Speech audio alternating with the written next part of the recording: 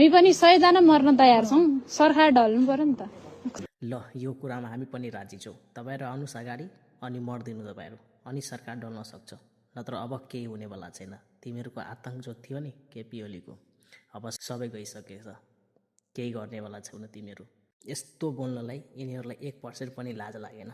सोच्नुहोस् न के मानसिकता होला, के मान्छे छ यिनीहरूको, के गर्न खोजिरहेको हो। हत्याराहरूलाई पक्राउ गरेपछि यिनीहरू आन्दोलन उत्रेका छन्। अहिले यो त पक्राउ गर्ने ठाउँको भिडियो हो। अब हत्याराहरूको सपोर्टमा जो आन्दोलन गर्छ, सुदन गुरुङ दाई तपाईँ सतर्क हुनु, त्यसको खुट्टा हात भालिदिनु।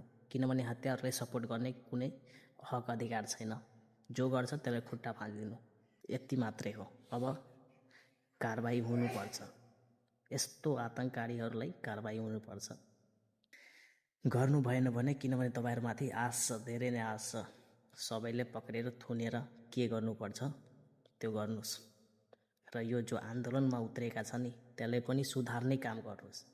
2-4 जना यताउता गएर के हुनेवाला छैन, किनभने यिनीहरू कुकुर छन्।